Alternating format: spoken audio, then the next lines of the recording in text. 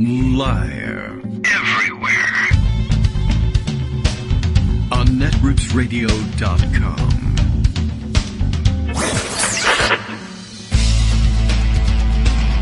David Waldman. Kagro. In the morning. Now, here's David Waldman. Hey, there we go. Okay. All right. Well, I started the show without the mute button undone. Good morning, everybody. How you doing? It is Monday, January 24th, 2022. Time for another week of shows. Might as well just announce them all at once. And plenty to catch up on, as usual. And lots distracting me in Twitter world as well. Justice noting that with the mute button off, our signal seems to be coming through okay. So that's good news. And much more where that came from.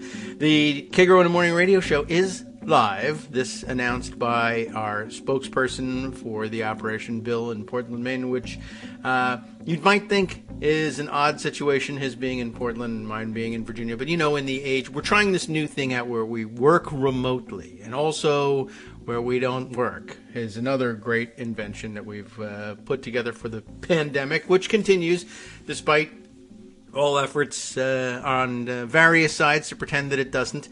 I think that was probably the biggest development of the weekend politically. Another attempt to kick off a campaign to convince us all that even the radical left crazies like Barry Weiss, who somehow gets counted that way.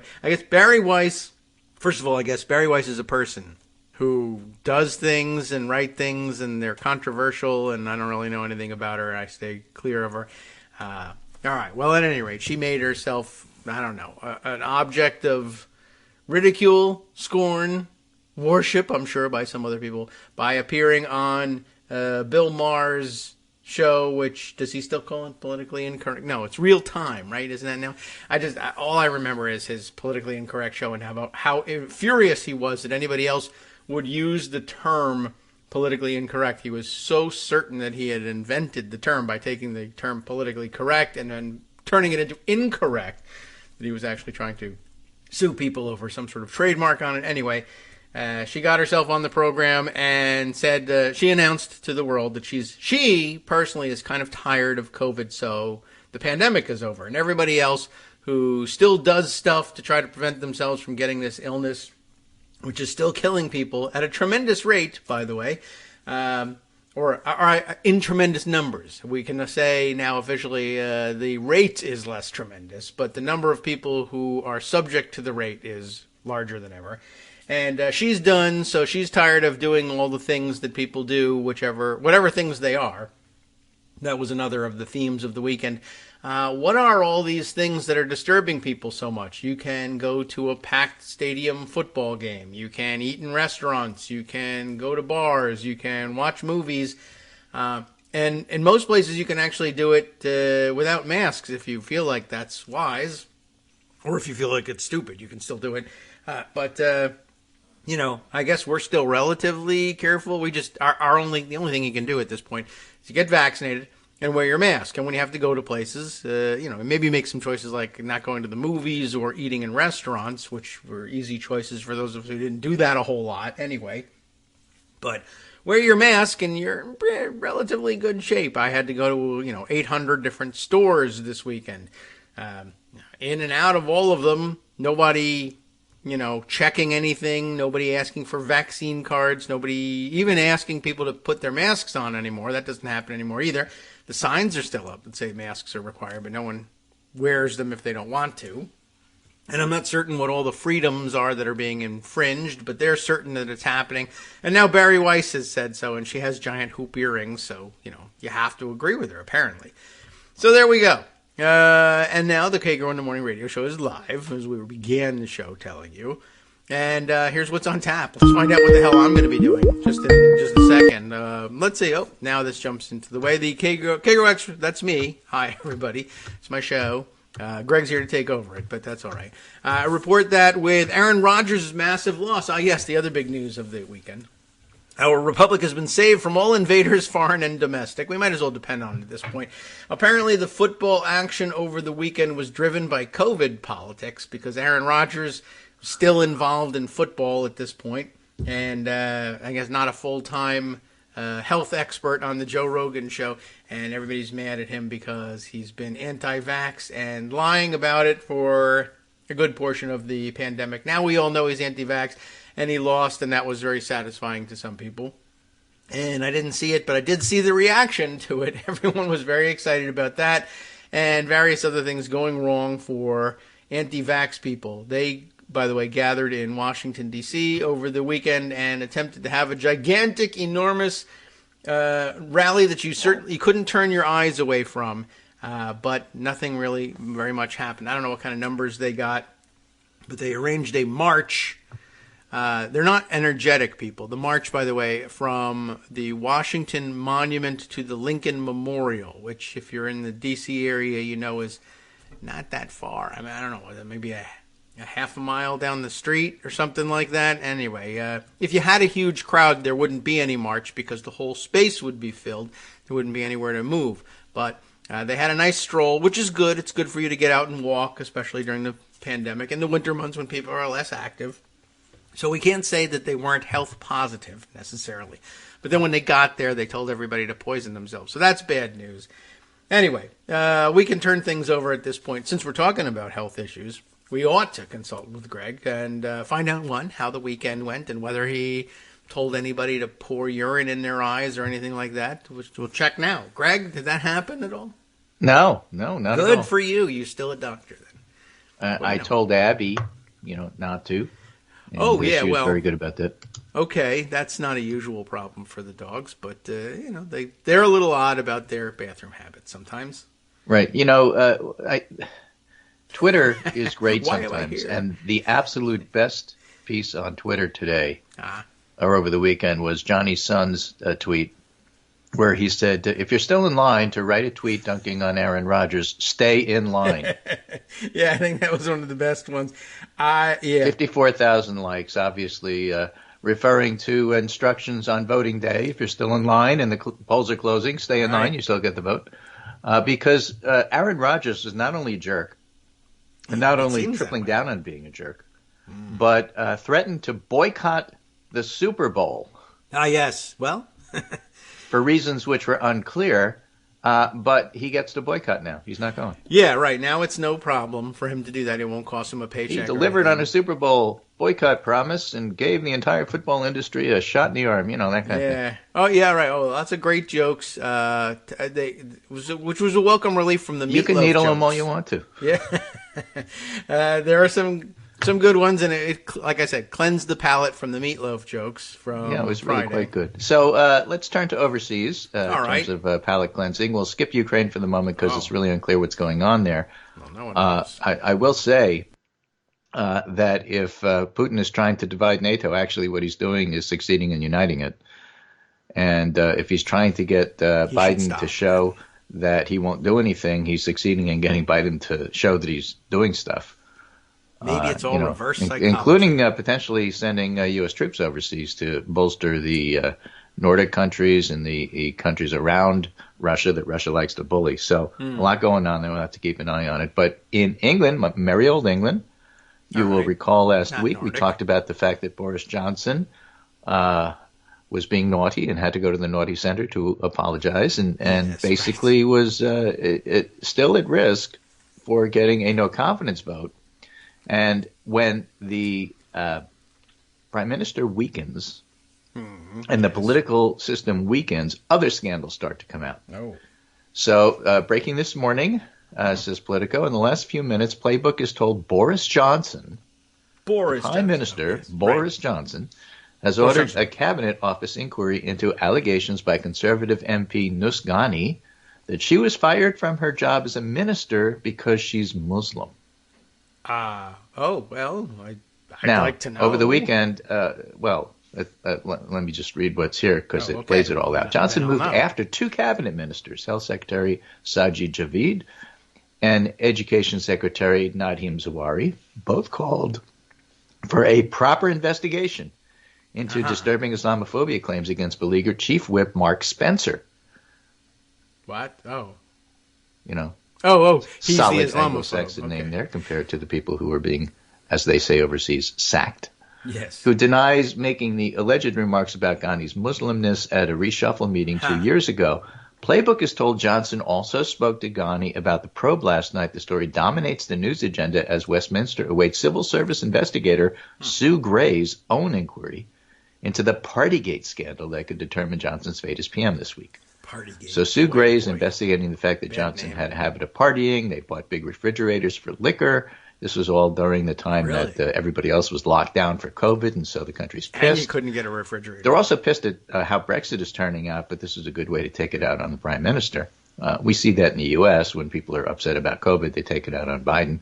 Sure. So how the Ghani story unfolded, says Politico, Tory infighting ratcheted up on Saturday night when the story dropped in the Sunday Times. Carolyn Wheeler, Rosamund Irwin, and Gabriel Pogron, they reported Ghani's account of a meeting with government whips following her sacking as a transport minister in the February 2020 mini reshuffle, when she alleged she was told that Muslimness had been raised as an issue and her status as a Muslim woman minister was making conservative colleagues uncomfortable. Now, you have to see the parallels here in the U.S., and there are many, because you certainly don't want to make conservative colleagues uncomfortable. Oh, yeah, that's that would be, in Florida. Right. Yeah. Uncalled okay. for. Good thing they're following suit on that. What a great concept to borrow from us. Right. Ghani did not name Spencer as the person who made the comments, but she somewhat chaotically identified himself. He somewhat chaotically identified himself, insisting, these accusations are completely false. The person that she didn't name, who was me, had absolutely nothing to do with what I actually went straight said. to denial. You haven't been accused yet. I consider them to be defamatory. I've never used these words attributed to me. And then on Sunday morning, Deputy Prime Minister Dominic Raab, who was doing cleanup in aisle 4 at 10 Downing, argued that because Ghani hadn't made a formal complaint despite being asked to, there'd be no specific investigation. Downing Street confirmed that position. But then when the other ministers said, no, you have to do this, they did what Politico calls the reverse ferret. The Telegraph's Lucy Fisher reports that Johnson came under pressure from Zavid and Zawahiri to drop Downing Street's resistance to a government-led inquiry, and on Sunday evening he relented. Playbook is told the Cabinet Office will run the investigation, though it remains to be seen exactly who will be in charge. I'll do it. But as they point out, Sue Gray, who's looking into the drinking issues and will report this week, Sue Gray will be looking for something to do after this week, or it could be somebody else. All right, yeah. So I'll get to it when I'm done. It's next on the list. Right, but it's interesting to see how that develops. Yes. You are being sacked because of who you are. We'll issue a statement saying that has nothing to do with it. It was completely unrelated. Then we won't investigate because we don't see any need to, and then we will investigate, but we'll decide who is doing the investigation. That's where it stands now. Let's see if that stands. Okay. Now, all of that Sounds happens normal. because he's weakened. Yes. Because he was naughty and had to go to the naughty center. If that hadn't happened, none of this would actually have come out. I guess. I'm not certain I understand the exact sequence of events, but certainly It's going to take a while. I mean, a don't blood in the expect water anything to thing, happen this certainly. week, but just I want to keep you Okay. appraised of this. Why he's in the now, naughty center. sacking somebody for Right. political reasons that have nothing to do with their qualifications isn't being a but quarterback. claiming that the reason they were sacked isn't the obvious reason. Which was what? I don't know. Well, in the case of the were they minister in England, it was because she was a Muslim woman, and she was told she was being sacked because it was a Muslim woman. And as soon as that happened, they said, well, obviously she's not being sacked because she's a Muslim woman. But you said. All right. Yeah. What was Well, the here in Virginia. cover? Yes. The University of Not Virginia has a in-house counsel, chief counsel on leave, who's assisting the January 6th committee. Because patriotism. Yeah. Well, he was just fired. He was just sacked Oh, yes. Right. Well. by the Attorney General, who says there's a new sheriff in town. Yes. And when asked why he was sacked, isn't this political retribution, he said, well, the reason he was fired has nothing to do with January 6th, nor did it have anything to do with the fact that he's a Muslim woman. Right. Which, he's not. So it can't be And that. people looked at him and said, what are you talking about? But yes. And he said, well, it worked in England. Why can't it work here? I don't know. Why is there some sort of colonial history about Virginia and England? Why we shouldn't be expected to follow their lead on these things? I don't know, but it's just it's so weird. All of a sudden, Glenn Youngkin is demanding that people get rid of masks in schools and firing people associated with January 6th. But I'm not Trumpy at all, and I don't see why people would call me that. Yeah. And everybody who said that during the election obviously overreacted. Yes, and because you remember when people said that the invasion of Iraq was a bad idea, and it took 10 years for everybody else to realize they were right? Yes. Well, it's going to take at least 10 weeks to realize everybody in Virginia was right who said that Youngkin really was a little Trump. Because basically he said before the election, I'm going to be more Ron DeSantis.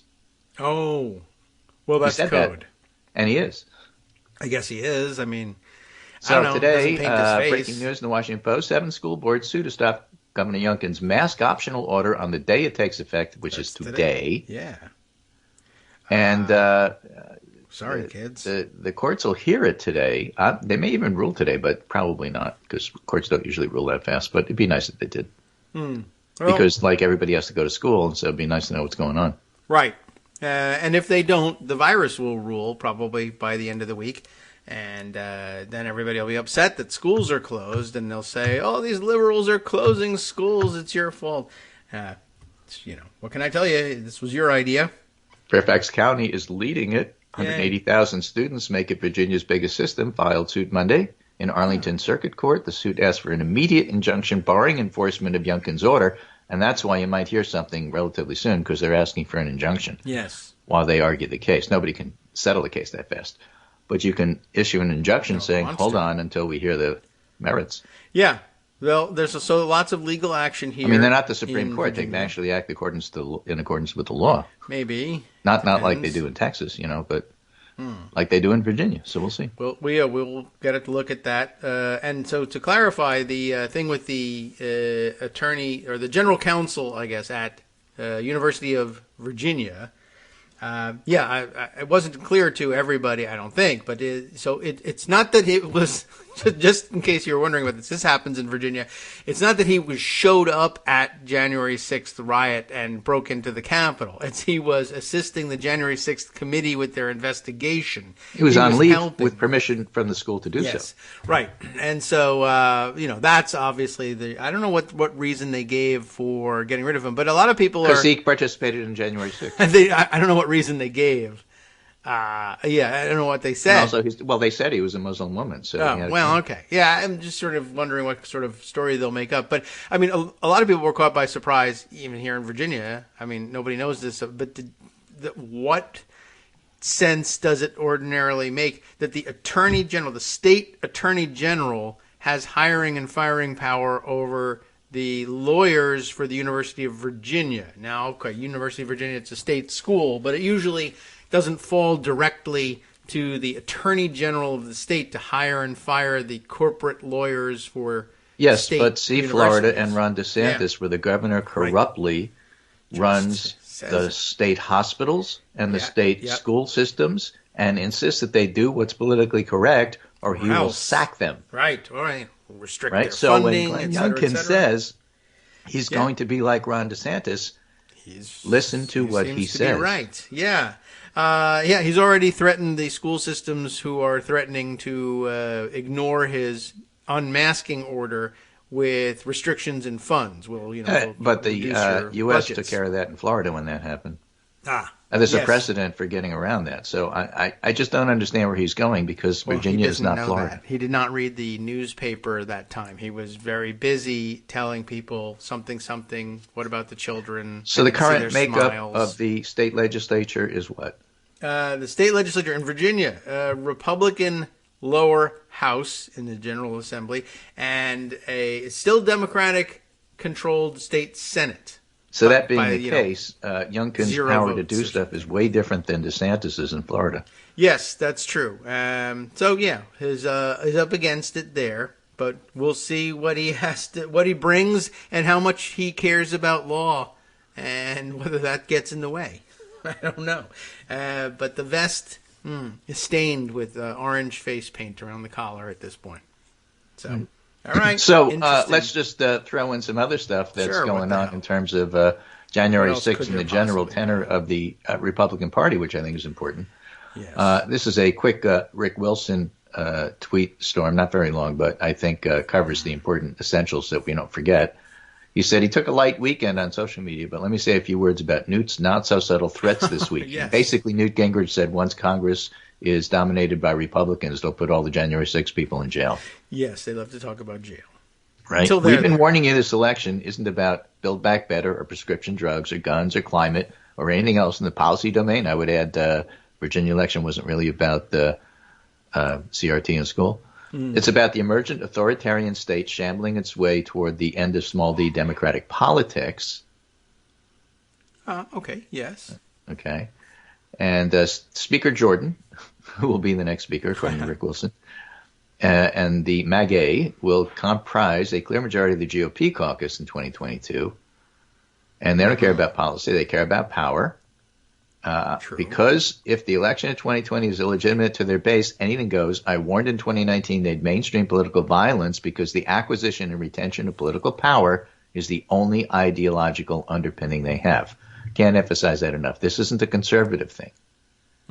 It's barely even a Republican thing, although the Republican Party is the shell for this. It's fascist adjacent stuff, which is retention of political power by any means necessary. And you can label that whatever it is you want because that's what's going on. So meanwhile, Bill Barr is cooperating with the January 6th committee. And Greg Sargent tries to tie all of this together with the other piece of news that dropped over the weekend, the never issued but written in document form Trump order that would have seized voting machines.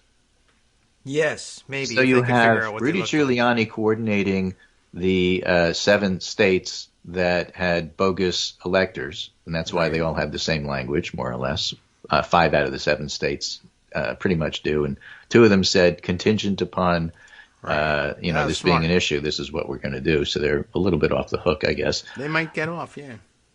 But nonetheless, Rudy Giuliani coordinated all of that as the pretext, and the draft executive order was how it would go. And then you have other Trumpers, claiming, well, of course we did this because this is what we wanted to do.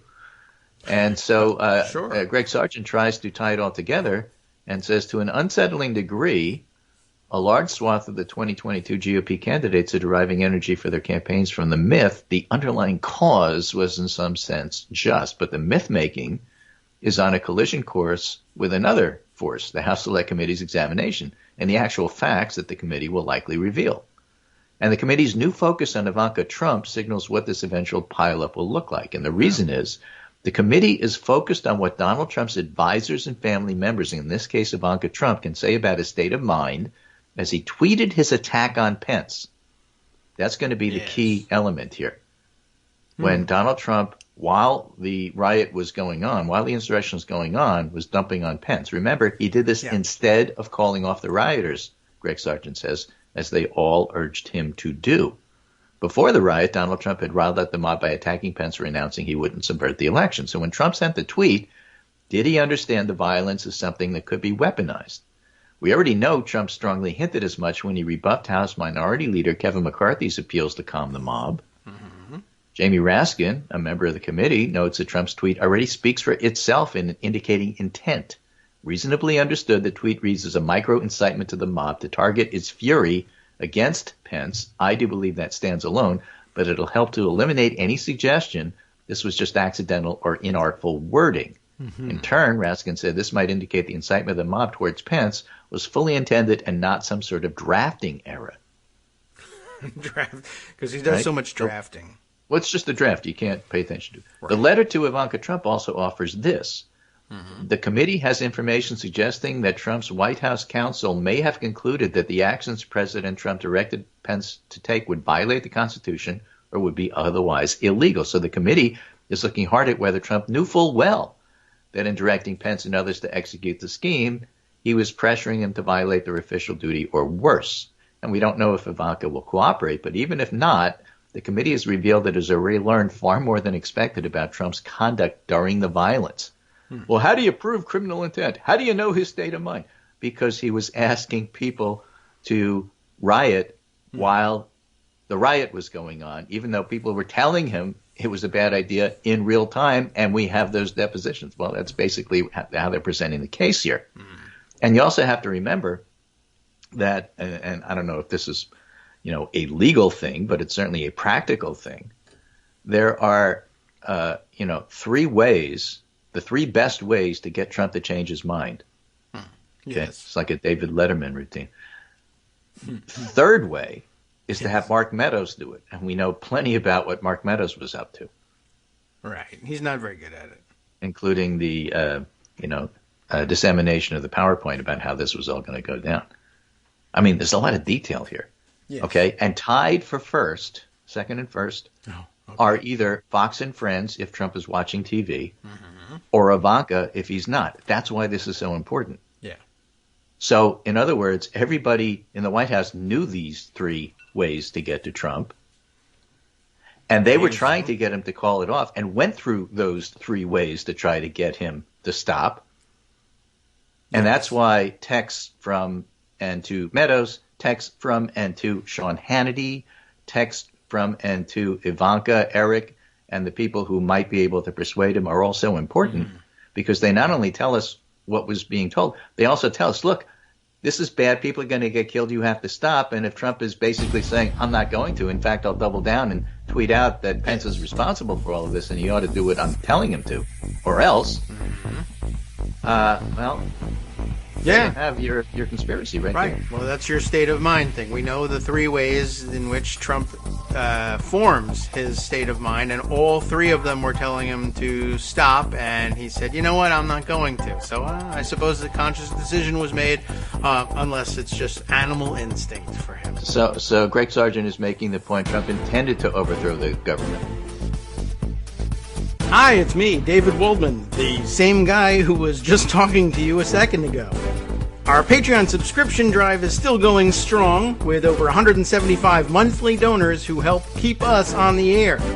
If we've helped keep you going during the pandemic, why not return the favor and help us keep going so we can all be together for the next disaster?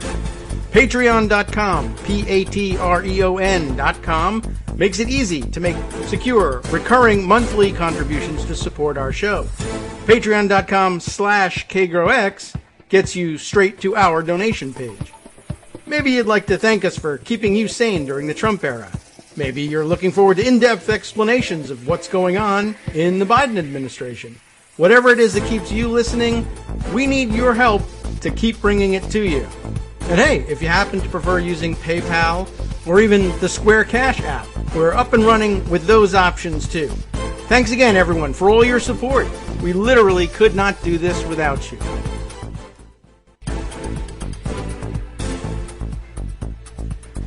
Welcome back now to the Kagro in the Morning Show here on Roots Radio. Yes, as we were leaving, I think we might have run out of time as we were heading out to the break. You were pointing out, though, that Greg Sargent was saying... Well, he's basically saying that what this shows is clear intent on the part of Donald Trump to overthrow the government. Well, okay, then. And that's obviously important for a lot of reasons, including what the January 6th committee is trying to do, including referrals to Department of Justice about what's going on with the electors and whether or not that's in fact a problem. Dana Nussel in Michigan's already referred that to the Department of Justice. But he's also making the greater point that the rhetoric about the Lost Cause 2, Lost Cause Jr., is that, this was all good intent if somewhat misguided. I don't condone what happened on January 6th, but I understand where they were coming from and what they were trying to do, and it was all honorable. Sure. And the fact is, what they were trying to do is overthrow the government. So if it becomes clear that what they were trying to do is overthrow the government, then all the other candidates running as Trumpers saying, I don't approve of it, but I understand what they were trying to do. Well, they were trying to overthrow the government. Is that what you approve of or not? Yes. That makes them in a far smaller box for them to run than the generic, well, let's just have a new mythology, Lost Cause 2, that everything was honorable here. And these are the real heroes and patriots. Well, we will see. Well, how can they be the real heroes and could just say, patriots "This if is how they we'll take over." definitively stated that what they were trying to do was overthrow the government? Because we were going to replace it with a very patriotic government. Well, that's what really, again, we're not talking about smoking guns here. We're talking about what the January 6th committee can actually do. And what can actually do is destroy that narrative. All right. Well, they better get to it because it's January 24th already. Well, they're going to go live in spring. Spring is like March. That's like 2 months from now, 1 month from now. Okay. I feel like, all right, we should be doing it now. Spring people want to go outside. Gotta wait for Merrick Garland because the Department of Justice goes slow.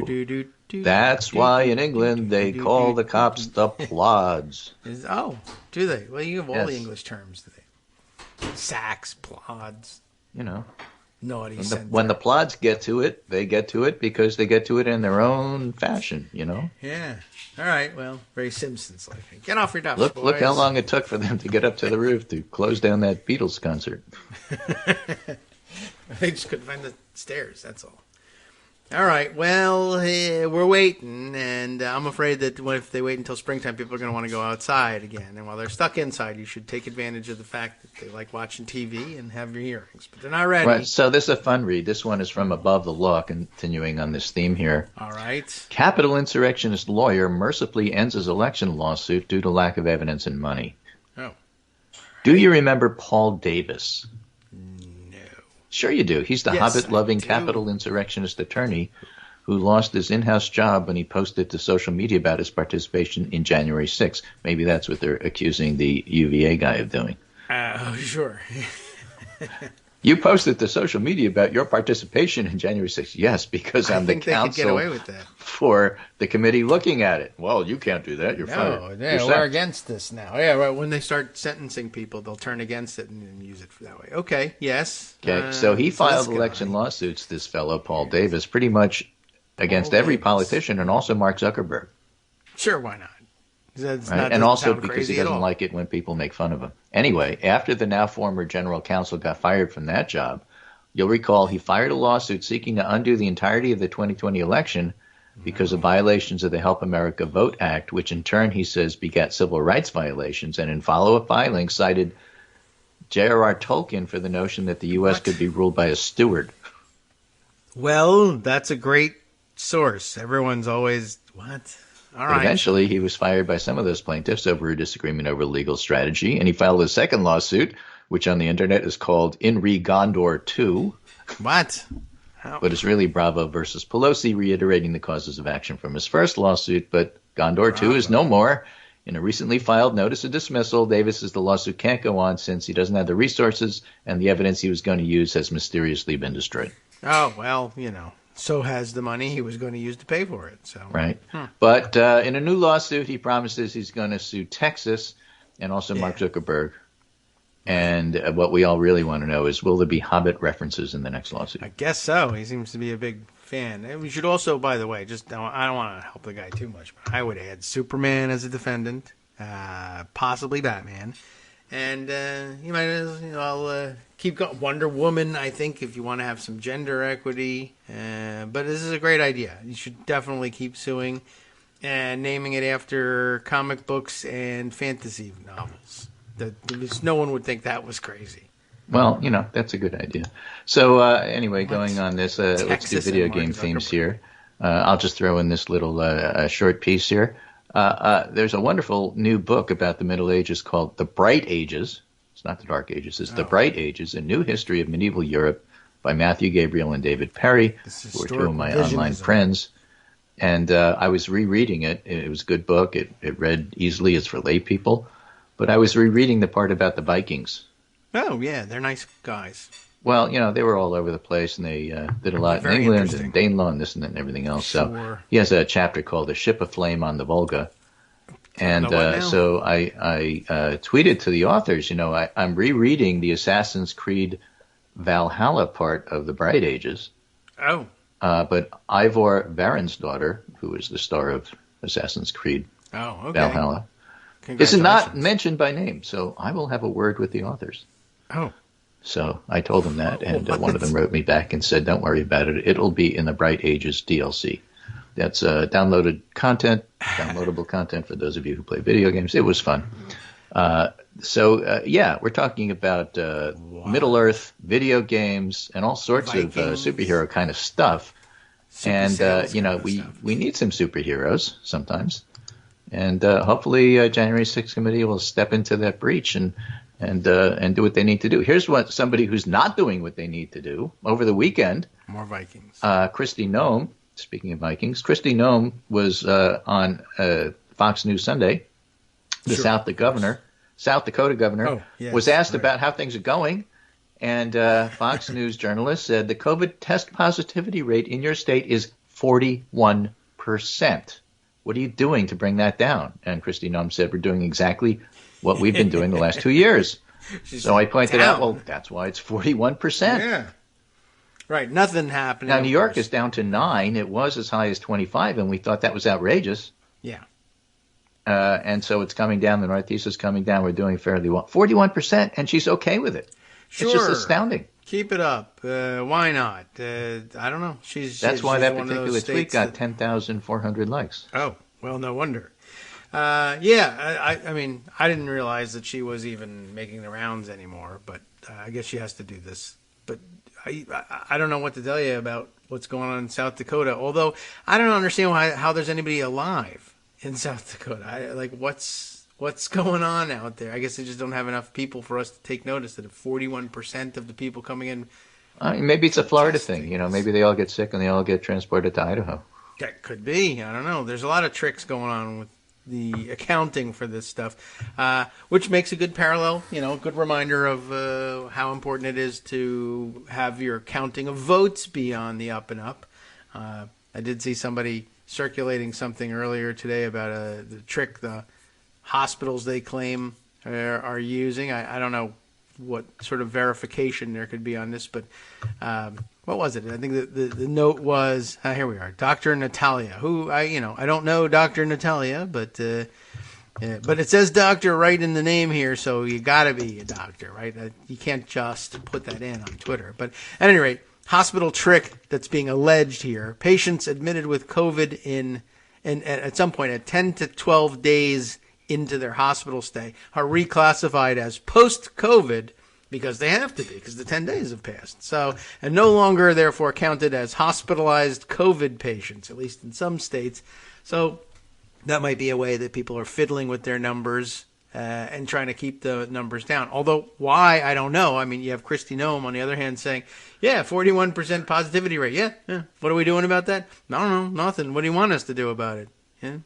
Okay. So, I do wonder about that. Like, what are states, why would states be manipulating their numbers if you can get away with going on a national talk show on a Sunday and saying, their biggest defense is, they didn't all die.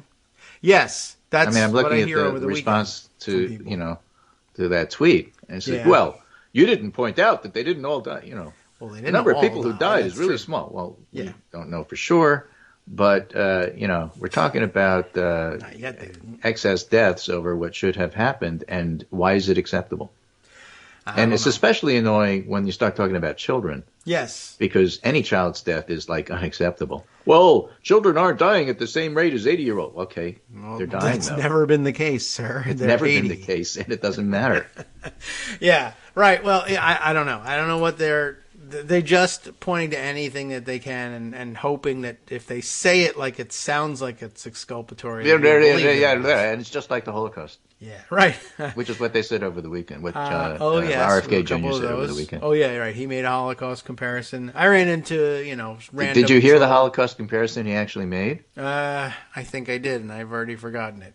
Well, since they put 5G chips into the vaccines, they can trace who you are. And so it's way worse than the Holocaust because at least Anne Frank could hide in the attic. You can't hide anymore. Yeah.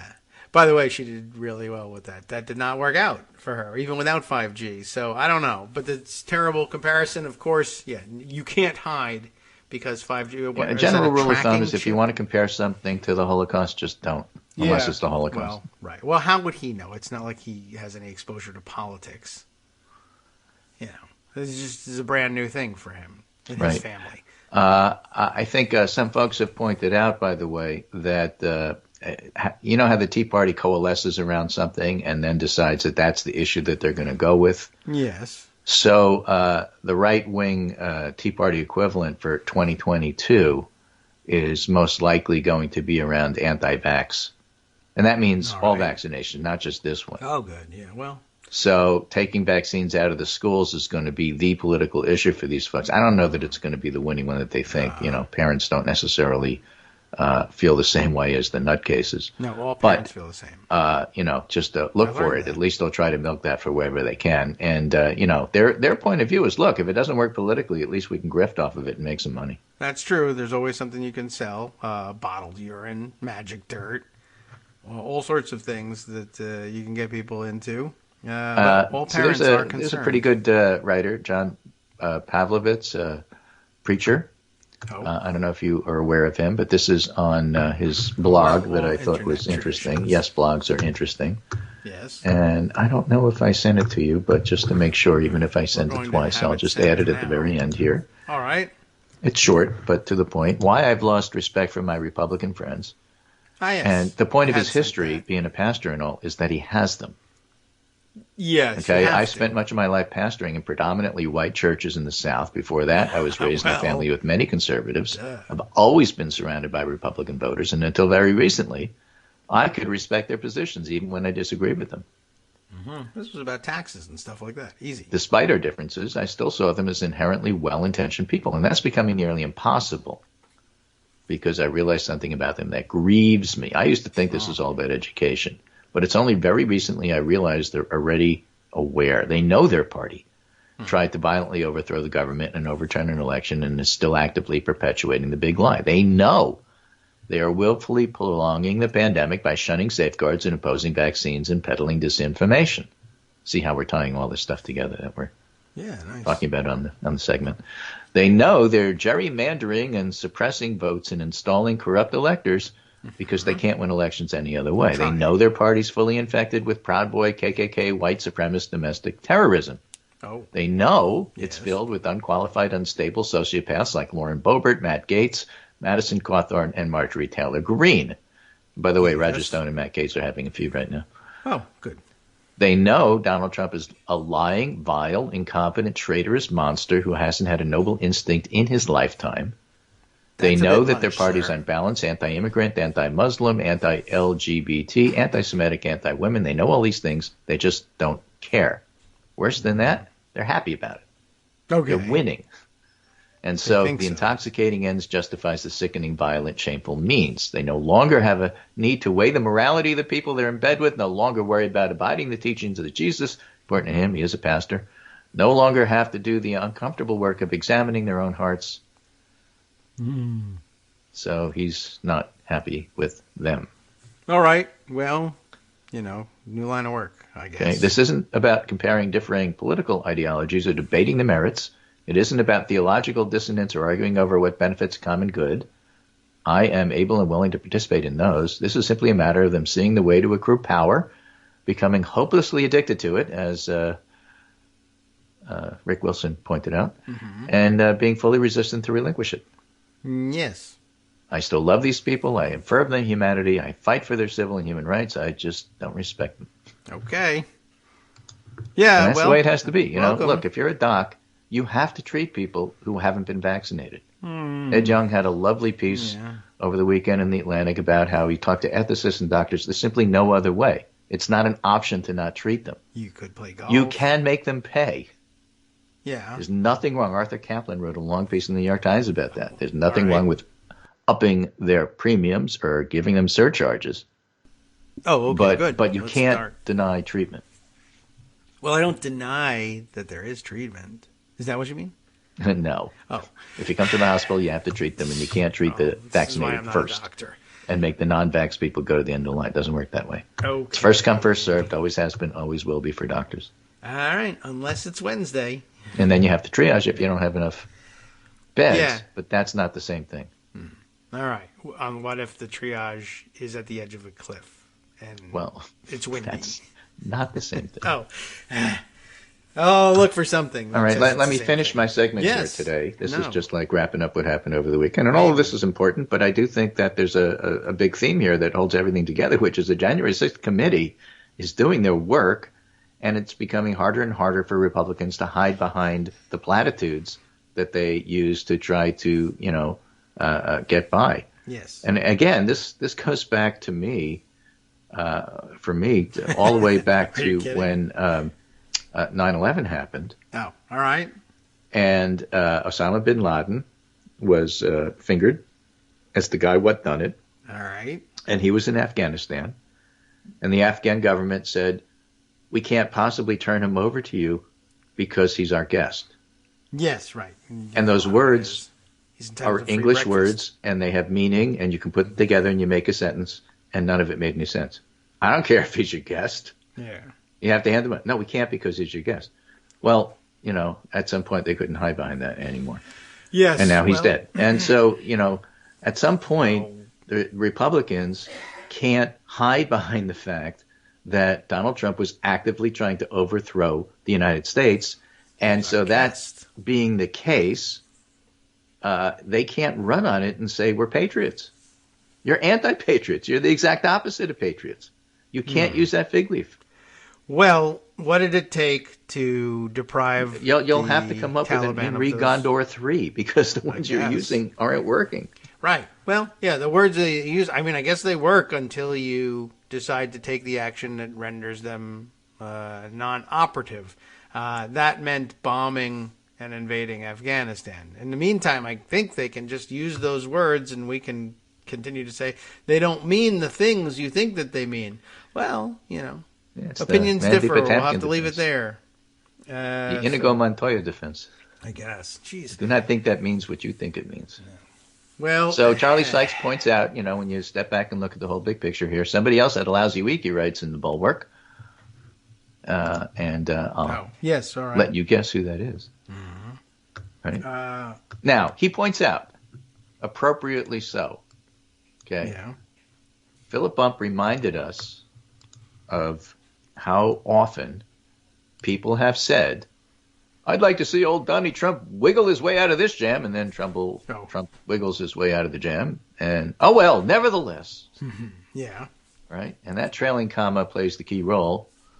And before you're tempted to say that recent developments suggest the walls are closing in on Trump, it may be worth revisiting this sobering and humbling supercut from 2018.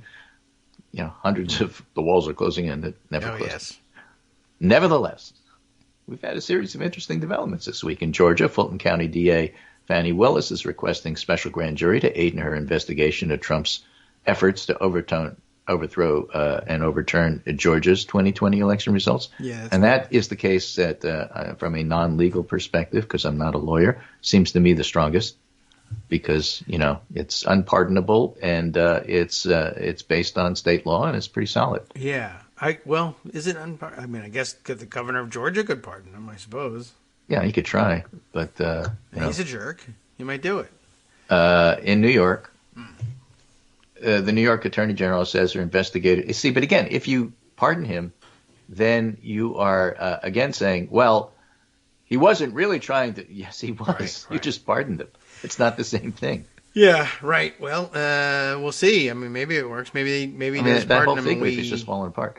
In New York, the New York Attorney General says their investigators have uncovered evidence that former President Trump's company used fraudulent or misleading valuations of its golf clubs, skyscrapers, and other property to get loans and tax benefits. Just New York is a little bit corrupt. So when you're a builder and you claim things, nobody goes and checks on you. Right. But you're a respectable to me, this is something that's going to hit Eric Trump for big fines. It's not necessarily going to put Donald Trump in jail. In the Supreme Court, the court's decision was brutal and personally stinging. That's when National Archives had to turn over everything, and the January 6th committee already has about 700 documents. It's hard to lose in so many courts so quickly, unless I suppose you're Donald Trump contesting election results. So much losing, you almost have to feel sorry for the former guy. But in Congress, as Capitol attack investigators dig into efforts by state-level Republicans to send Congress alternative slates, they're zeroing in on the involvement of Trump's White House and campaign operations, that is to say Rudy Giuliani, John Eastman, and Bill Barr not wanting to have any part of it. Maybe. And about the fake electors, campaign officials led by Rudy oversaw efforts in December 2020 to put forward illegitimate electors from 7 states. The sources said members of former Trump's campaign team were far more involved than previously known in the plan, a core tenet of the broader plan to overturn Biden's victory. And bonus, the Democratic-led House Select Committee wants to talk to Ivanka Trump. So not having a good week. No, not great. But, as you said, he's gotten through worse. So we wait and see. Well, he's no longer the president. And so, that's there's speculation, again, that part of the reason he wants to run or needs to run is because without the shield of being president, he's exposed to all this stuff.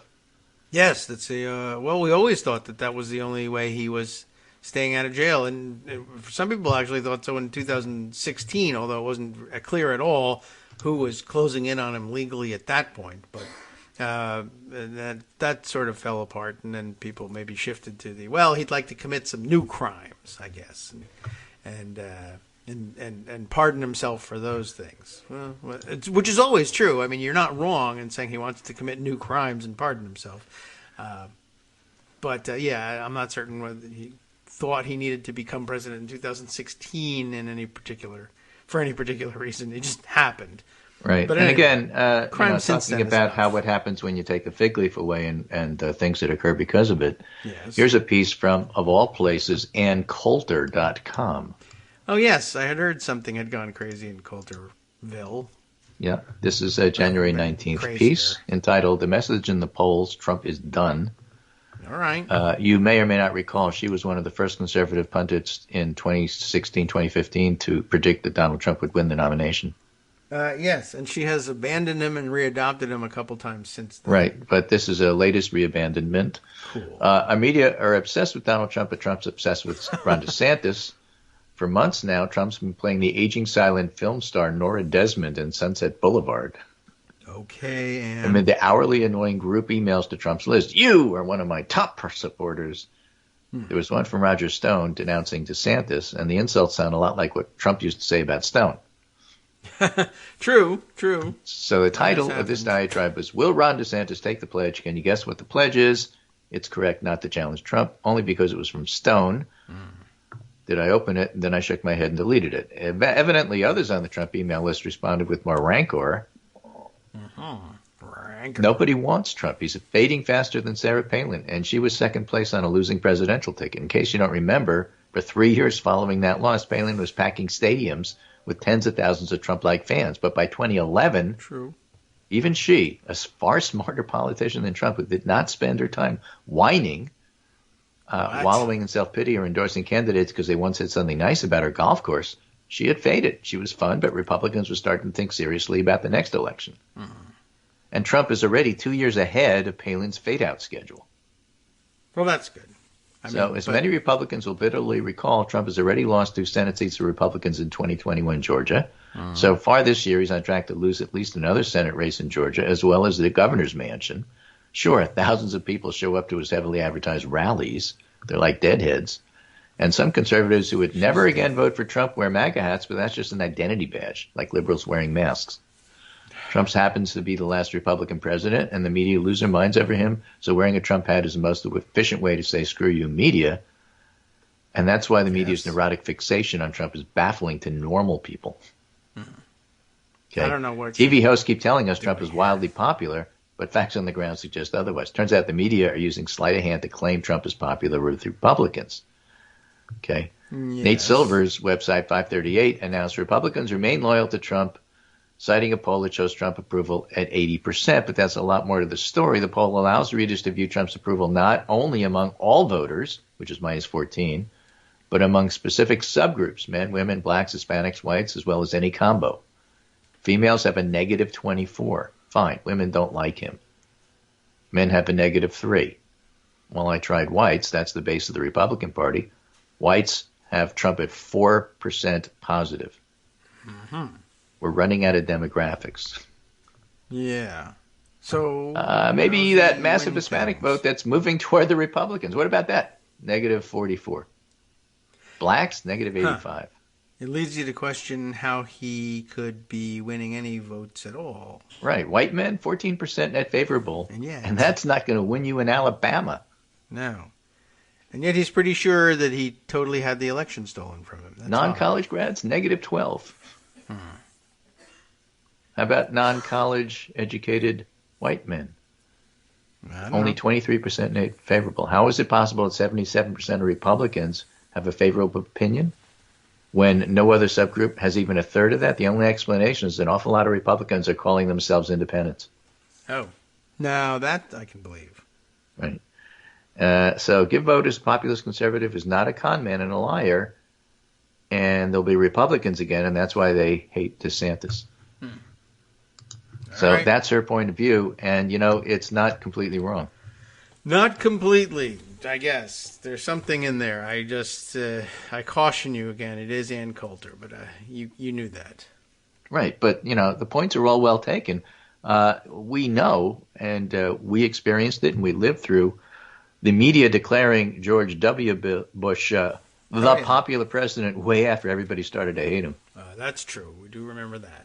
You couldn't get them to not say, well, he's not popular. He's below 50%. Why are you saying he's popular? Well, a popular president, because months ago he was like super popular. Well, okay, that was 9/11. This is now. Well, yeah, I wrote it once. I can write it again. Don't make me Trump do it. was absolutely positively popular with Republicans so long as they thought he could win. Yes. Once you lose, everything changes. Well, good. All right. Well, it is a gradual process. I wish it was not. Yeah, but he's ahead of the Sarah Palin curve, which I think was an interesting insight. Yeah. And so how long until he's on Dancing with the Stars? Another year. I'm sorry. No, that's the daughter. So Ivanka gets to do that, and he will do The Masked Singer. That's right. That's the one she did. No, he doesn't do Mass. No, oh, right. That's a liberal thing. I'll smudge my makeup. I'm not doing it. Okay. Well, yeah, he'll do it his own way, I suppose. Well, all right. Very good. That brings us to the end of the segment. If that was your goal, then you've succeeded. Thank you. Run out the clock. Better than Aaron Rodgers.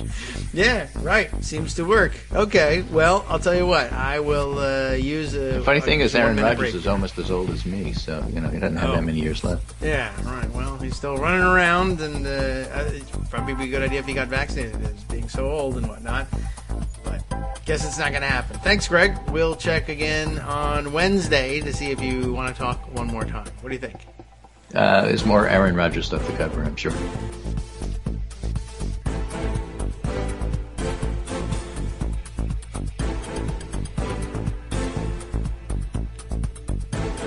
All right, welcome back now to the Kagro in the Morning Show here on Netroots Radio.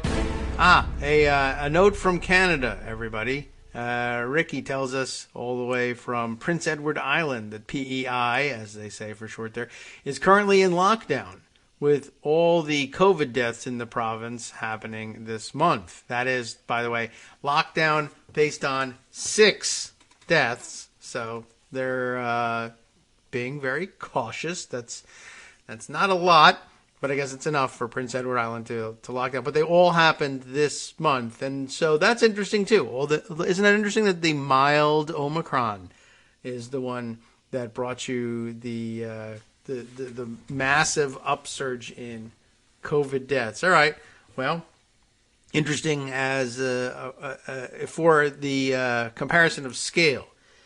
But I guess you're doing a pretty good job there. And... yes, it's true. I don't know what. I guess that's a total departure from what we have here. Now, here we have people protesting all of the tyrannical measures that we're taking to suppress COVID, but none of them are actually happening.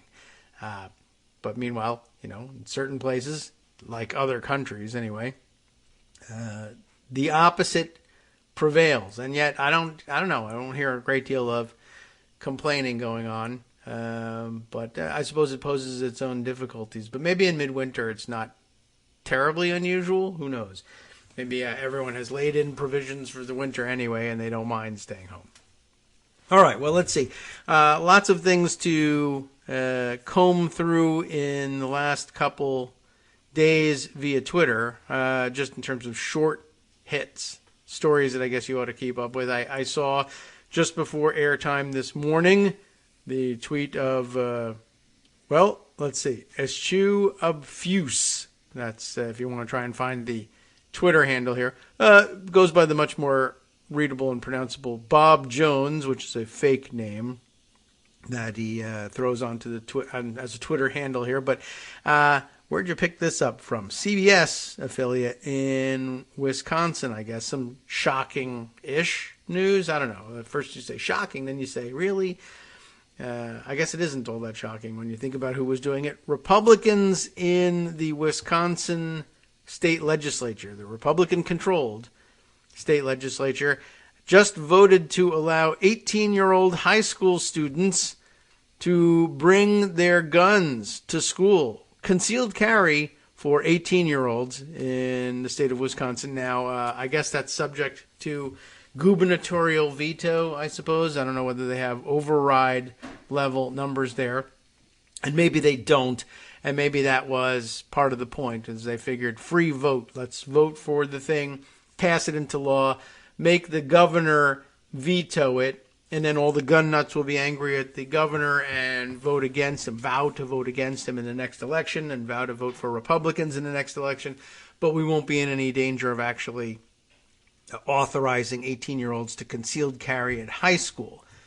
But just in case that it actually does happen, I guess I thought I would bring you up to speed on it from the webpage of CBS58.com, the Milwaukee affiliate of CBS, WDJT, notes, thanks to Emily Fannin, writing for them, Republicans vote to allow 18-year-olds to carry concealed weapons on school property. We'll see how on school property they're allowed. It might be they have to leave them in their car, or it could be you can carry. I mean, concealed carry should mean you get to carry them on your person and drop them in gym class. It's going to be fantastic. Republicans in the state assembly passed a series of bills to expand gun laws in the Badger State, including a proposal to allow some high school students and parents as well, because we just want to have parents have a say in their children's school shootings. Parents also to have firearms on school property. During the Assembly's return to the floor since the new year, Republicans passed legislation that would lower the concealed carry age from 21 to 18, allow legal gun owners to have their weapon in their vehicle when dropping off or picking up their child from school, and allow anyone with a concealed carry license from any state to be armed in Wisconsin, the reciprocity issue. The part about having the gun in your car when you pick up your kids from school is, among gun nuts anyway, a popular issue because, of course, there have been a few people who have gotten themselves into trouble bringing their guns onto school grounds and picking their kids up from school. Now, the gun nuts would tell it that way. Well, just because I know I happen to be a gun owner and I have the right to carry my firearms with me wherever I go because that's my interpretation of the Second Amendment. And sure, there are, in some cases, state statutes or even local ordinances that forbid carrying weapons on school grounds or even within 100 feet of school grounds or 100 yards or whatever the zone is of school property, because once upon a time we were afraid of people shooting kids in school, but now we're not anymore. We just give them bulletproof backpacks and things like that. And you get 3 lives in every video game anyway, so I guess it's probably just fine. And at any rate, there was a conflict between the two things. But they make it sound as though the tyrannical, jackbooted thugs from the deep state are sweeping people's cars with metal detectors, which ordinarily wouldn't work very well because the whole thing's made of metal. But they're using them to find the guns in their glove compartment and confiscate them because of this weird conflict of local and state laws and the awesome God-given Second Amendment. God himself actually wrote this into the Constitution with a quill pen, which really, honestly, kind of old school for God. I mean, he could have done anything. But at any rate, that's not the actual situation. People, I mean, I know this from doing gun fail. How do you get in trouble for having a gun on your person or in a glove compartment or in your car when you're picking up your kids from school? There's nearly no opportunity for the authorities they don't search every car on the way onto school property for weapons. Though I guess technically if you had the manpower, I suppose it would be something you could or should do because, look, it's illegal to carry your weapon onto school property. We should check everybody. But, of course, they don't do that. That would be intrusive and cause major backups and inconvenience parents, even though it's trying to prevent school shootings. So the way you find out, of course, that somebody's carrying a weapon on school property when they come to pick up their kids is they are bored and stupid, and they fiddle with their guns while they're waiting in their cars in line for the school bell to ring and the kids to be dismissed. And they accidentally fire the gun, shoot themselves, shoot the person in the car next to them or behind them, harmlessly fire it through the door of their car and into the sidewalk outside, thankfully a few minutes before the kids arrive, etc., etc. Things like this happen all the time. That's how people are discovering that they are carrying their weapons on school grounds when they're making pickups and drop-offs. The accidents that happen. Now, of course, that should, the logic here should speak to the question of whether or not you should liberalize it and make it permissible for people to carry the weapons, or should crack down even harder. The Republican answer, of course, is make it permissible because it's not fair that people have to relinquish or curtail their Second Amendment rights just because they're around a large crowd of children who could be injured or killed if they make a mistake with this weapon. And people are making those mistakes with the weapons. On the other side of the books, of course, is what if a school shooter shows up at pickup or drop-off time and he starts murdering all the students and only the responsible gun-owning parent who happens to have a gun on them in the glove compartment and who dropped it yesterday and shot himself in the foot, but is totally recovered and has the gun back in the glove compartment after all, cleaned again, of course, and ready to go, and then shoots over the heads of all the teachers and students and bullseyes the bad guy and takes him out before he can commit any further murders. Wow, how bad would you feel if that totally happened, but then you stopped the clock, stopped time, and erased that, and everyone was conscious of this awesome gun person's proficiency and knew that the whole thing could have been prevented if you had just let the timeline continue, but instead you froze the timeline, imposed your liberal values, and took the gun away, and now everybody's dead, and this is really your fault. And then the gunman who killed everybody, what can I tell you? It wasn't his fault. He was raised around guns, and he knew how to use them, and he's a responsible gun owner until he became not one. But really, again, isn't this all your fault, Mr. Liberal, who stopped time and reversed it, even though we all know that he was successfully able to stop the shooter? Never mind the fact that there is a bullet hole in that person's foot from the day before when they accidentally fiddled with it. It's the craziest thing. No one is reading all the stories about the parents in line for afternoon pickup who have totally killed bad guys in the middle of a murderous rampage. Not their murderous rampage, the bad guy's murderous rampage. And it's like the press is, the lying press is suppressing all of this stuff. Why aren't they letting this information out about all the lives that have been saved by armed parents waiting in line at pickup and drop-off time? Instead, they're focusing on the stupid things that happen while they're waiting for the awesome stuff to happen, like dropping their guns, cleaning their guns, forgetting their guns somehow on the sidewalk after they pick up, firing into the crowd, firing into their own feet. All the negative stuff that you people focus on instead of the positive stuff, which hasn't happened but totally could. And I don't know why you are so negative about these things. Anyway, let's see. Is there more? Should we find out if there's anything more ridiculous about this or the other laws that the legislature considered in Wisconsin? With gun violence on the rise in Wisconsin, and how could that be? And across the nation, Republicans believe more residents should be able to carry a gun legally to protect themselves because of all the protection that's happening. It's a lot, and people love it. State Representative Shay Sortwell, Republican from Two Rivers, in case you're wondering.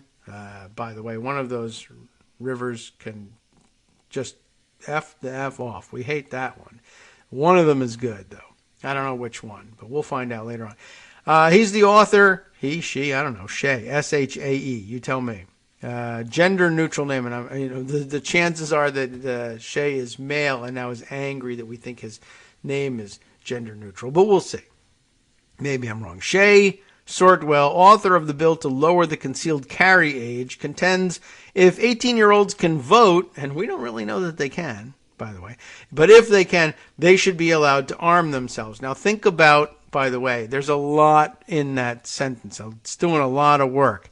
This is a Republican from Wisconsin, and the caveat here is if 18-year-olds can vote, they should be allowed to arm themselves. You could, of course, read that, well, what kinds of 18-year-olds do we here among Republicans in Wisconsin allow to vote?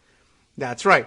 If you're the kind of 18-year-old who could successfully cast a ballot in 5 minutes or less, wink, wink, then we'll allow you to carry guns in school. But if you're one of those kinds of 18-year-olds who would have, say, great difficulty imposed on them in attempting to register to vote, or difficulty in obtaining the ID that might become necessary to cast your ballot, well, I mean, just think about the kind of person that happens to, and think about what happens to that kind of person if they're found carrying a concealed pistol on their way into the public high school by the metal detectors that they have at their doors. Let's see. I wonder how far that will. But it's for protection. I say, well, you can't have it as protection because everybody knows that insane school shooters who break into the building and rampage through the place and kill people for no particular reason are white guys, and you're not one. We can't have you carrying around the means to shoot a white guy in this state. That doesn't happen. On the other hand, he might be able to make the argument, well, I'm protecting myself from gang violence. Oh, yes, right. We know about that. And no chance that, by the way, you're involved in gang violence, carrying a gun in your waistband on the way into school. Are you telling me, though, that white Wisconsin Republicans are going to be standing back saying, nothing I can do, Second Amendment, these guys want to carry guns in their waistbands? Now, for right now, they'll say, of course, well, wait a second. What we said was if you have a firearms permit and you're legally a gun owner, then yes, you can carry if you have that and a concealed carry license. But by the way, one of the bills that we have is, of course, if you're licensed to carry a gun in any other state, you can carry. How do they, by the way, phrase this thing? Concealed carry license for anyone from any, allow anyone with a concealed carry license from any state to be armed in Wisconsin. Now, of course, there are plenty of states out there that have what they call constitutional carry. That's their euphemism for no permits necessary whatsoever. So I guess that you're it doesn't say you have to have, it says in the reporter's language, anybody with a concealed carry license from any state. But what about states that don't have concealed carry licenses because they're constitutional carry states? My guess is that they're not exempting them. And so if you stick a gun in your waistband and show up at the Wisconsin high school and they try to say, this is just free legal advice. Well, you're a black guy. You can't have that. You're not licensed in any other state to be a concealed carrier. And you can say, oh, yes, I am. In certain states, I would be a perfectly legal concealed carrier. And see if it works for you. So, we can have gun violence every day in every school. It'll be really fantastic. Wisconsin, not doing a great job at governing their state. Let's see. Anyway, Shay Sortwell goes on to say, by the way, they are mature enough. They are adult enough to make these decisions, and yet we are going to deny them the basic human right of self-defense, Sortwell said. Well, in school, in the building, maybe you could scale back a little bit and let others take care of the defense. But okay. Democrats argue, because they're terrible people, the measure would backfire, no pun intended, and result in inexperienced gun owners. When applying for a concealed carry permit, by the way, state law in Wisconsin doesn't require someone to actually fire a weapon. So there's no training involved in how do you use this thing. It's just a matter of, I filled out the paperwork. So that should be enough. Guns in these situations do not make people feel safer, said Representative Lisa Subeck, a Democrat of Madison. In this state, you can get a concealed carry permit and never once get any hands-on experience. It's missing from the sentence, but the word experience, firing a gun, and that's terrifying. State Representative Deb Andraka, a Democrat of Whitefish Bay, called the GOP bills ridiculous because it would allow high school seniors with concealed carry permits to have a loaded gun in their cars and at school events. So it's still not clear that they carry them on their person during the school day. And it's also weird that you even say things like high school seniors with concealed carry permits. That's just a dumb idea. This makes absolutely no sense and quite frankly is scary to every parent with children, Andraka said. But, that's fine because, well, look, it's an unfortunate phrasing, but it's not like you're going to lose the votes of parents without children, right? Because they're not parents, but all right. Sortwell admitted his bill would lead to more guns on school property. Sortwell, that means a his, all right? So Shea, I got him, says, yeah, it would lead to more guns on school property, but he believes it's a common sense measure to avoid people breaking the law. That is to say, they're bringing their guns anyway. We might as well just permit it, right? So we avoid all the police paperwork of having to arrest them for breaking the law. By the way, there's a crime wave in here, and that's why you need guns to protect yourself from the crime, even if 85% of the crime is the other people carrying guns, just carrying them. Currently, schools are specifically excluded from the state's concealed carry law, and individuals can face a felony if they possess a firearm on school property.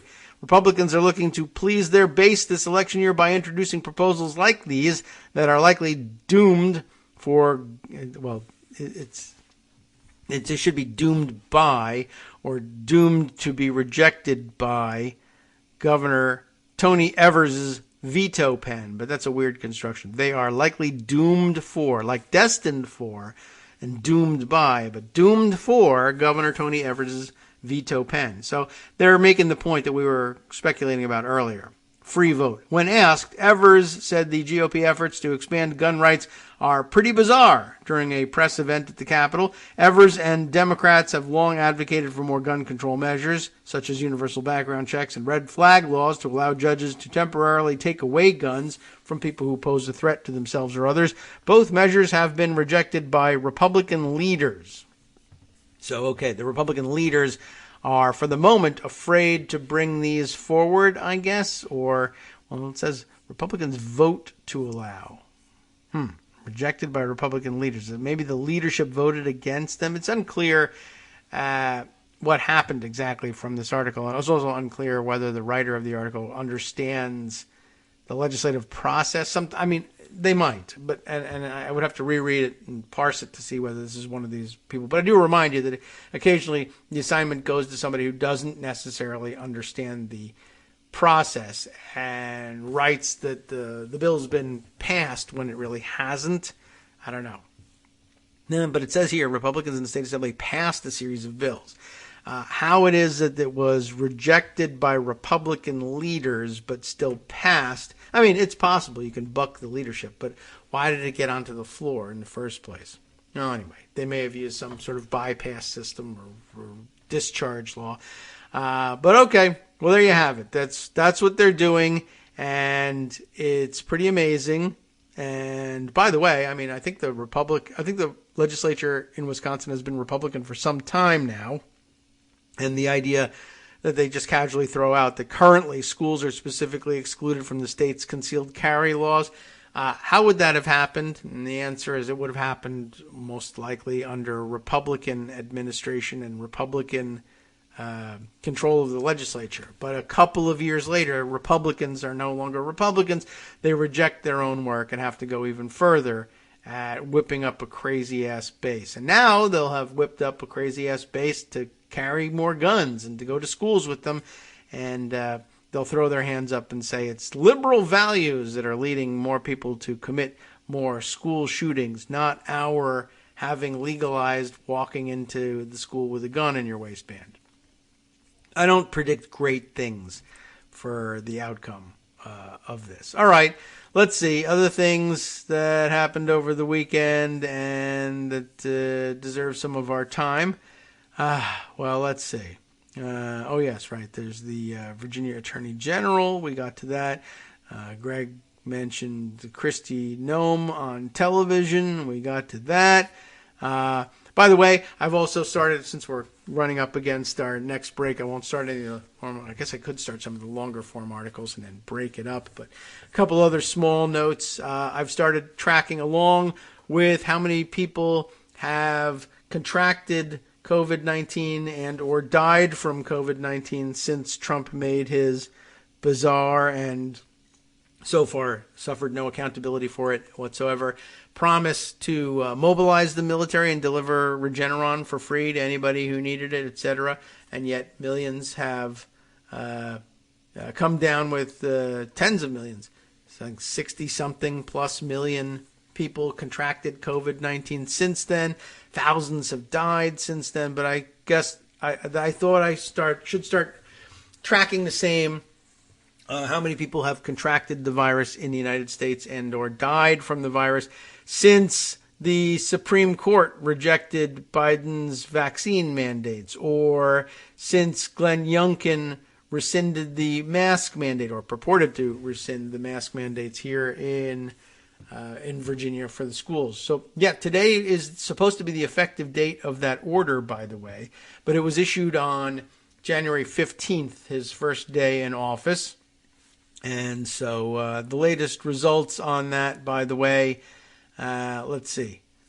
I think we currently stand at 113,433 Virginians will have tested positive for COVID, and 91 have died since Glenn Youngkin decided that kids shouldn't be wearing masks in school because reasons. And that number only set to climb. Of course, the numbers won't reverse themselves, not ordinarily. And let's see. As for Alito, let's see. There's my thanks Alito declaration. I'll have to go out and find those, but let's see. That traces its origins back to their rejection of the Biden mandates on the 13th of this month. So it's only been a couple of days, just as it's only been a couple of days with the Virginia order. 7.3 million Americans have contracted COVID, 20,000 plus dead, by the way, since the Supreme Court rejected the vaccine mandates. Now, to be fair, of course, that does mean that they were, death being a lagging indicator, they were infected before the Supreme Court rejected the vaccine mandates. And of course, the vaccine decision should have made it a long time ago and has nothing to do with it necessarily. But, you know, he said he wanted to make sure that we weren't going to hang these deaths around his neck and around the neck of the Supreme Court. And as you know, because he wants that, he wants that not to happen. We're going to have to make sure that it does. I mean, like we've been saying, the numbers are pretty startling and they pile up pretty quickly. From the mid-month, 20,000 people that he didn't want the Supreme Court blamed for have died of COVID because something, and technically speaking, it's not an occupational hazard and yada, yada. 20,000 people. That is, ordinarily you would say nothing to sneeze at, but apparently there's a lot of sneezing going on the Supreme Court. So I thought it would be important for everybody to take note of these things. Let's see, one other thing that we can squeeze in, perhaps, just before our break, I happened to catch over the weekend. Probably we're going to have to get Greg to give a pass to this stuff and tell us what he thinks. Dr. Lisa Iannatoni, I guess, and I think we've called her name before, and I've seen her around and tweeting about these things. Assistant Professor of Dermatology, so not a epidemiologist here, but a trained doctor nonetheless. So I'm concerned about what she's concerned about here, and this is an interesting thing. Basically, she was saying, was it just me? Did I miss this about South Africa? When we determined that Omicron was going to be so-called mild, and Greg has told us what he thinks about that. Don't say that it's mild. It's milder, but it's not mild.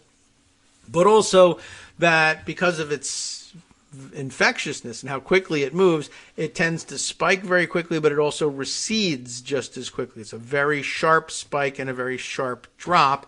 And the idea that we ought to anticipate the same thing caught on very quickly. But Dr. Lisa here points out, don't forget that South Africa, being in the southern hemisphere and everything is reversed. They detected this surge. Omicron hits South Africa in late November, but by December 9th, schools there start to close, not because they're trying to suppress the numbers, but because it's summer there. Schools close anyway, and what do you know? Sharp drop-off in cases. What does that mean?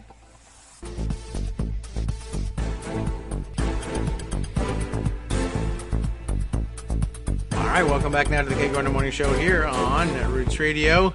Let's see. So where were we? Oh, yes, right. We were reading about the sharp spike that we saw in South Africa with the Omicron virus.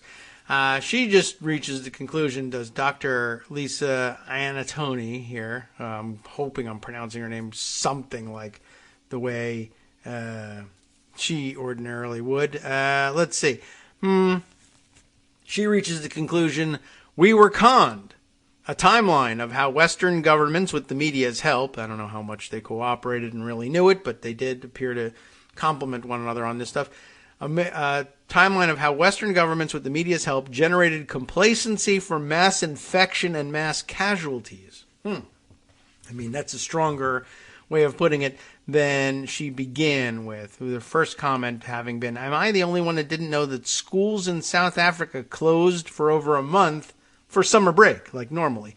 On December 9th, or somewhere between December 9th and December 15th, schools were scheduled to close for summer break in South Africa, and did.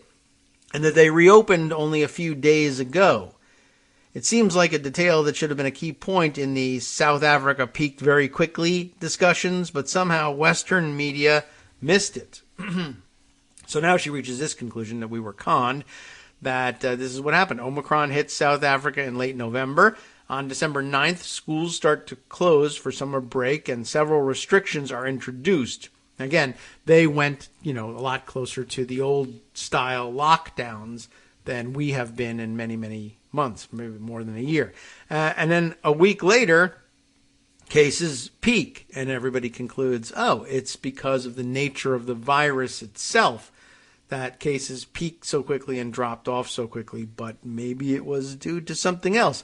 Cases in South Africa peak at a similar level as previous waves, and since we actually caught a break and Omicron turned out to be less severe than Delta, hospitalizations peaked at a lower level than the Delta and Beta waves, less deaths too. Notice, though, that hospitalizations still match the first wave, and of course you can't notice it unless you see the charts in front of you, and I don't know that I see them exactly the same way she does anyway. But moving on, she continues tweeting, what happened next is really wild. Omicron talking points in the West go like this. It's mild, which we dispute, of course. It's so contagious it can't be stopped. And I heard that one. Everyone's going to catch it. For sure, we definitely heard that. So contagious it ran out of people to infect in 4 weeks. That's what accounts for the sharp spike and sharp drop-off. Everybody got it, and they got it so fast, literally runs out of people to infect and begins dropping in numbers. And then good news, once we all catch this mild VOC, is that variant of concern, once we all get this variant, the pandemic is over. And then, of course, you get Barry Weiss on TV saying, it's over because I'm tired of it, so therefore it's over, even if the science doesn't back us up. Now, what about this thing? So contagious, it can't be stopped, we're told. And here are displayed, let's see, the weekly confirmed COVID-19 cases per million people by the various countries that are now suffering with it. Chief among them, by the way, Denmark, all of a sudden sort of made its way up onto the top 10 list. France returns to the top 10 list. The United States has always been there, of course. UK in and out. Canada had its time on the top 10 list, but has seen it drop off. But down there at the bottom, if you look at it again and isolate it and take a look at it on its own, is South Africa, where all the talking points came from. Not the talking points. We generated talking points based on their experience, I guess is what I should say. I shouldn't blame South Africa for anything more at this point. But guess what? They actually have kind of contained it with closing the schools and imposing lockdown-type restrictions. It's everywhere else that hasn't done that continues to suffer with it. And I also think I saw over the weekend Mark Sumner tweeting, there's something different happening with our recovery from Omicron here in the United States. And there are a couple possible explanations for it. But what he seems to be seeing here is that we're not seeing the sharp drop-off that they saw in South Africa. The sharp spike and just as sharp drop-off. We're seeing a longer tail to the drop-off, a more gradual drop-off. But a drop-off, that's the good news. But again, that's really only measuring the results in the areas of the country where Omicron had initially hit. The East Coast, I guess bi-coastal at this point, and a couple of additional hot spots in Florida and Texas because of the amount of traffic that goes through these places. Now, of course, with it catching on in other parts where people haven't caught it, and it is super infectious just the same, we have so many regions in our country where it will be novel that it contributes to higher numbers, even as the original hotspots do begin to drop off, and relatively quickly at that. But the cumulative effect of it catching on in new areas of the country. I mean, we're a big country, and even as it's dropping off in other areas, it manifests as this long tail. So we're seeing a different shape of curve than South Africa did. But remember, it's so contagious you can't contain it, except if you do contain it and can contain it. And you can contain it with hard work and restrictions, but we don't want to do any of that. So that's what they mean by so contagious it can't be stopped. We're told that because we don't have any plans for trying to stop it. And so when it doesn't stop, I guess, the doctor here is contending that the talking points are meant to prepare you for the fact that we are going to let it rip and not do anything in particular to contain it. And the reason that we're not going to do anything is that it can't be contained anyway. It wouldn't matter whether we had these restrictions or not, so we might as well not have them, except that, there's no basis for that. And even in South Africa, where they experienced it first, they demonstrated quite well that tough restrictions will, in fact, turn the situation around quickly. So anyway, she continues with her tweets here. Cases peaked in South Africa with school closures for summer break and restrictions. We were instead told it ran out of people to infect, and we're all going to catch it. A campaign to normalize inaction and mass infection. I don't know whether the accusation actually fits or not, but it's worth a try. I'll give you leave to try and pursue the case because it certainly looks like he could make it fit. And now people seem confused as to why we have so many hospitalizations and deaths. Is our population older? Is the South Africa data incomplete? Well, it's simpler than that, I think. We're seeing more hospitalizations and deaths because we had a ton more cases because the government just let it rip.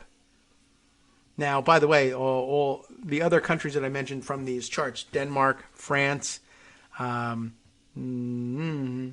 those are the two leading countries at the top of this chart here.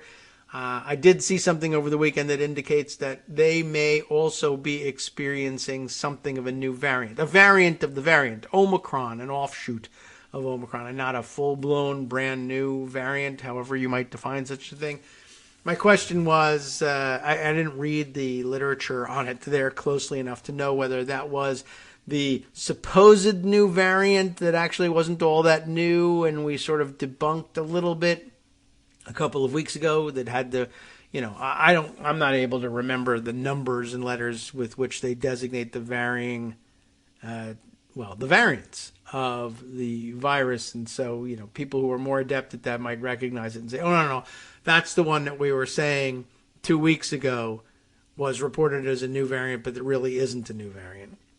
But I don't know. But Denmark appears to be having a tremendous problem with this, and France as well. Anyway, it doesn't make a great deal of difference, except insofar as I suppose it could set off yet another wave. At this point, who cares? But just to follow Dr. Lisa's arc here, what we might be seeing is more hospitalizations and deaths because we just let it go.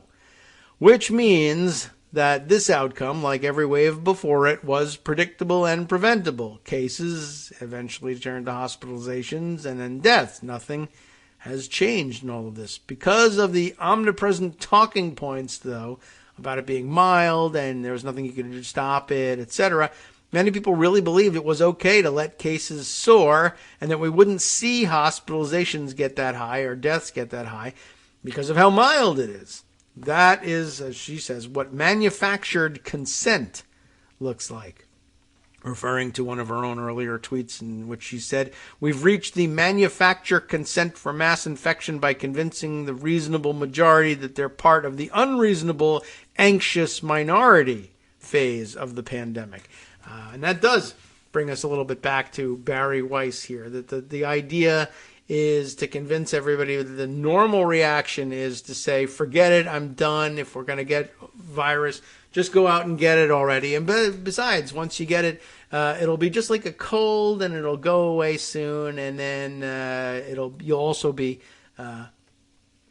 immune from it, even though the whole, fright that we're getting from all this is that with each new variant, it's less and less likely that the previous variants will grant you any immunity from the new ones. But at any rate, people are doing it. It doesn't make much difference. More important context that she includes here, the tweet from Sandy Sagarin. I don't know who Sandy is, but she makes interesting comment and apparently notes that she is herself formerly a South Africa resident, a South African national, plenty of family still there. She writes, "It goes further than the schools having been closed for the past 6 weeks. Universities closed as well.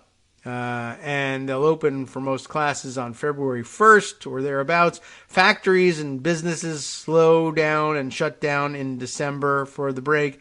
Migrant labor disperses.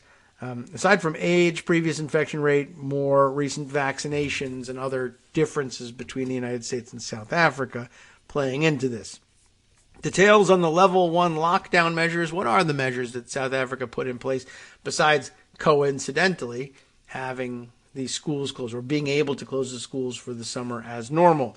Well, nightclubs there are closed. Not the case here in the United States, of course. Bars and restaurants closed mandatory at 11 p.m., something we did a while back in the early days and haven't done for a year and a half now.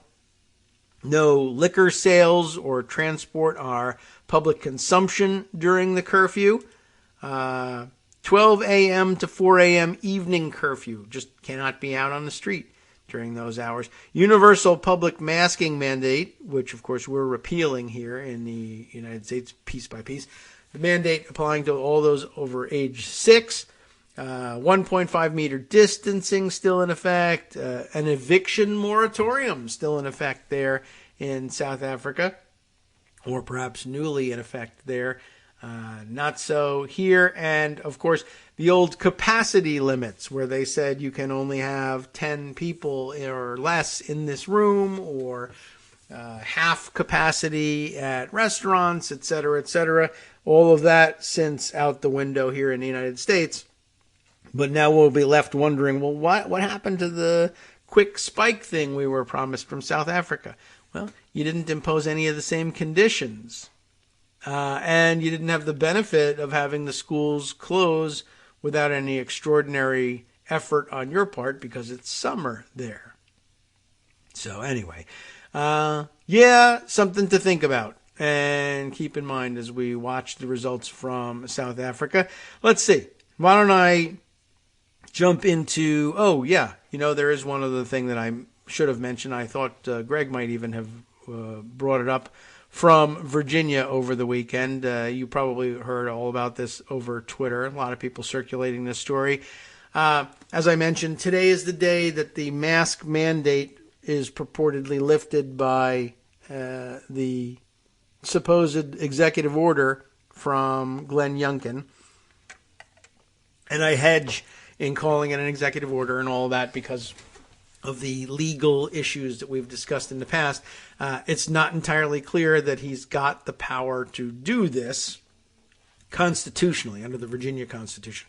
But it doesn't matter to some people. They are going to go forward with it anyway, and they insist that everybody else go forward with it too. And I guess they're inclined, as Greg told us, to seize power and act out violently if they don't get their way. In some of the counties which have announced that it's their intention, well, now we know, to sue the governor over these things, but also to defy the supposed order, and Loudoun County is now officially among them. Some rumors circulating that those in favor of the Youngkin anti-masking policy, that it was their intention to have their kids attend school today maskless, regardless of the county's insistence that the mandates continue. They were calling it Maskless Monday. And they were going to show up and they were ready to assert their rights against school officials who would, contrary to the governor's purported order, insist that these kids wear masks. And at least one Virginia parent just wants to have a voice in their kids' education and school shootings as well. One, thankfully, and it's ended in charges, but I don't know whether that does anything practically speaking at the moment. But anyway, one Virginia mom charged after threatening to bring a loaded gun or several loaded guns to Virginia schools over mask policies. The video of her appearing before the Page County School Board in Luray, Virginia. You might recognize Luray as the location of the famous Luray Caverns here in Virginia. At any rate, appearing before the Page County Public School Board, letting them know that their kids would be going maskless on Monday, and also, just to be certain that no one got in their way, she was going to bring every gun she had loaded and ready to go, presumably to shoot her way in case Antifa super soldiers appeared suddenly and tried to reverse Page County's decision to go ahead with the rescission of the mandate. I don't know. But she just wanted to know that she was ready to shoot anybody that disagreed with her about masking because it was important to her to see kids' smiles. I really, honestly, I've never seen so many tough guys and tough women, I guess now, talking about how they're going to go all tactical on all of us because they're just sick and tired of not being able to see children's smiles. I never knew that they were so sensitive to that. But anyway, that's the story. Amelia King is the woman's name, upset about the school mask mandate and said her children would not be wearing masks on Monday and she would, quote, bring every single gun loaded and ready. King was then cut off because she ran out of time, ran over the 3 minutes allotted for her comments, and she walked away saying, I will see you Monday. Now, we don't know where she meant she would see them, whether that would be in court or in prison or what. But anyway, apparently she's been charged, and I guess that's good news. But she's been released on $5,000 bond. So, on the one hand, she can still go out there and load the guns and show up on Monday, and I don't know where she is today. But on the other, she's $5,000 less in the wallet for buying ammunition. But if she had already loaded the guns, then she should be covered for now. Well, there you go. Now we will find out whether she bothered to show up or not, and I don't know. I haven't heard anything about Page County defying the governor's order anyway, so it may all be for naught, but just thought I would throw that one in there because, I don't know, some chance maybe you hadn't yet heard that the crazy parents were going to throw some guns on school property into the middle of the already reigning confusion about masking. Why not make things more dangerous if you have the chance, right? That's my motto. All right. Well, let's throw in one more January 6th reflection of sorts in order to round things out. Oh, but you know what would make a good, I guess maybe one more thing I'll just throw in there just by way of notes. Yeah, maybe we'll go this direction instead and save the January 6th reflection for another day. Because why not? That's going to become evergreen. All right, well, let's see. Where did we get this one from? Oh, yeah, I guess we should include this fun take on things.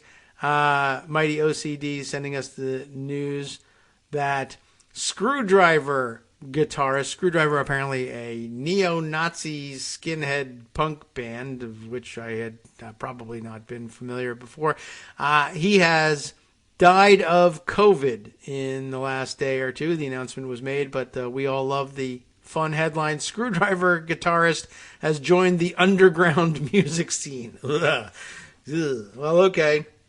Pretty grim, but couldn't happen to a nicer guy, I guess. But it has happened to a lot of nicer guys.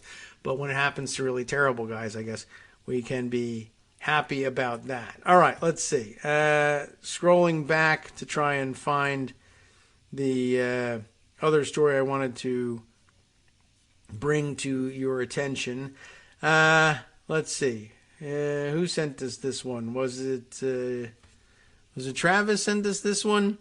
Or did Scott send me this one? I'm getting confused. The reason I'm getting confused between the two of them is I have this visual picture in my mind of having gotten the tweet. And now, at the moment, both Scott and Travis are using like kitten face avatars of different types on Twitter. And now I'm trying to think back, and visually now I cannot separate them in my memory. So I'm sorry if I got the sourcing wrong for it, but I think this was actually Travis might have sent this one.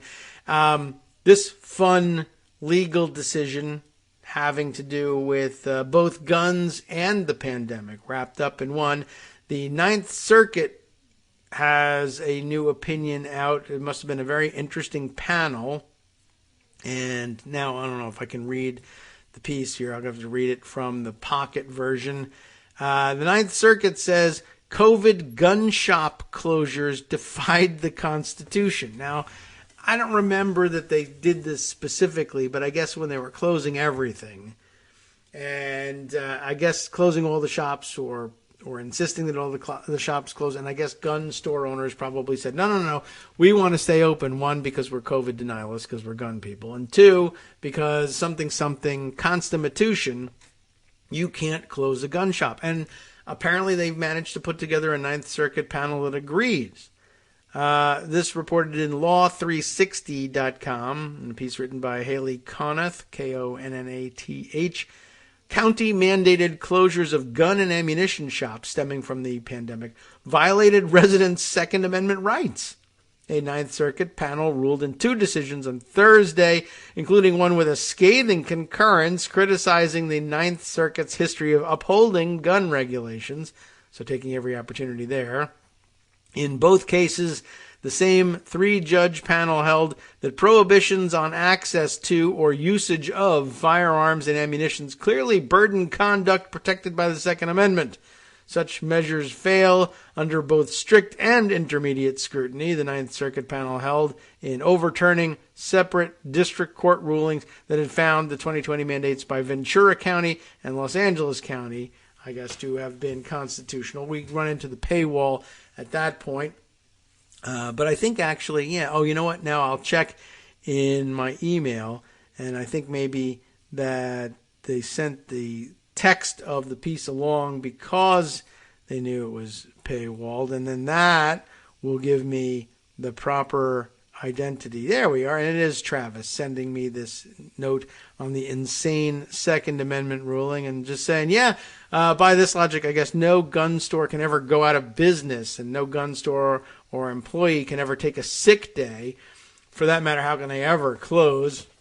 You got to keep them up all open 24 hours, or else you're violating the Second Amendment. And here's the rest of the article, or at least the amount that I can fit in before the end of today's show. The panel issued a published 39-page majority decision on Ventura County's COVID-19 closures, plus 2 concurrences.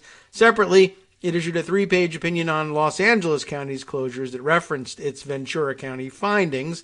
In the Ventura County case, the Ninth Circuit found that the district court had erred in ruling that Ventura County residents Kellyanne Chokov-McDougal,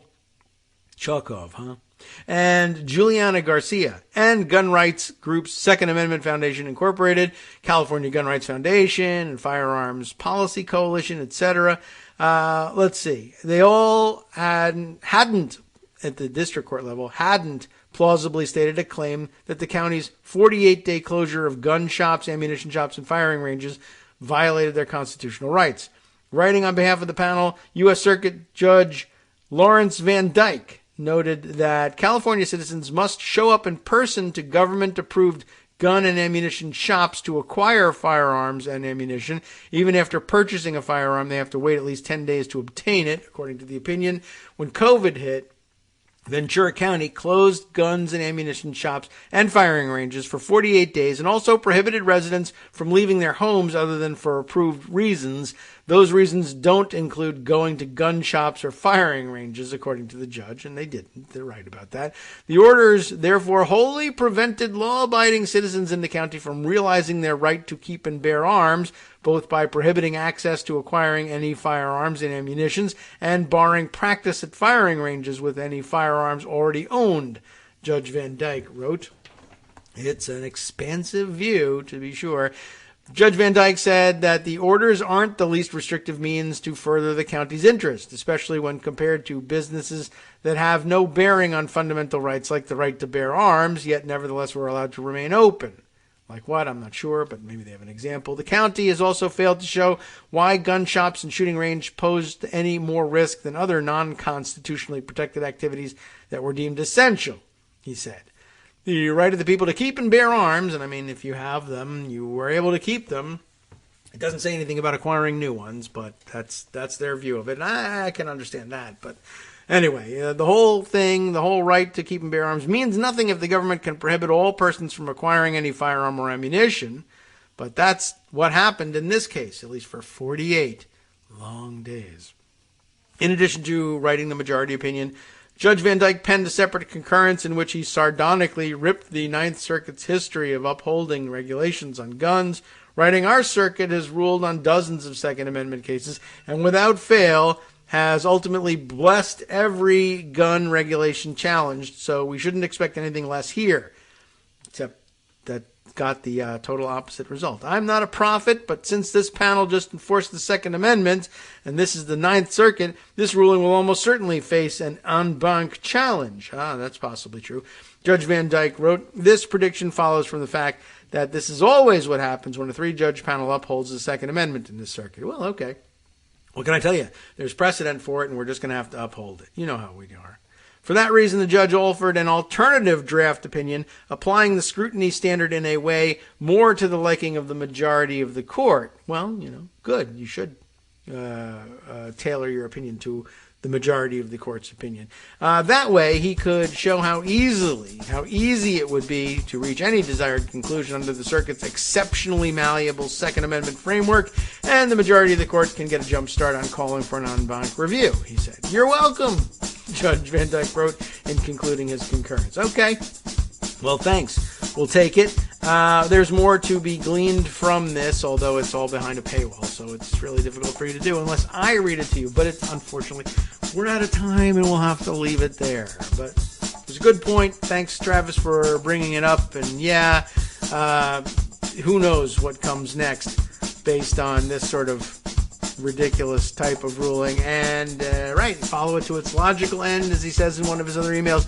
What about the First Amendment? We better make it illegal to close karaoke bars as well. Why not? The argument is just as sound. Well, we'll see whether the unbanked Ninth Circuit has anything to say about that, and they might make it easier to digest the ultimate opinion of the Ninth Circuit by dumping this one in the garbage and lighting it on fire. Anyway, next up, the West Coast Cookbook and Speakeasy, as always, or not last week, as always, but we're back now. Thankfully, Justice, I hope, feeling a little bit better. Well enough, I guess, to bring you the West Coast Cookbook and Speakeasy, and that's good enough for you, I'm sure. Well, we all wish him a speedy recovery, and wish he'd get started with the show already. And that's up to me. I should get off the air and let him start. You have been listening to Kagro in the Morning with David Waldman. All right. Well, in addition to confirming that they will be talking to Attorney General Bill Barr at the January 6th committee, he's got more news from around the country and around the world, including that maggots, as he loves to call them, are now whining that the allocating of scarce COVID-19 treatment discriminates against white people. The poor white people. Always happens to them.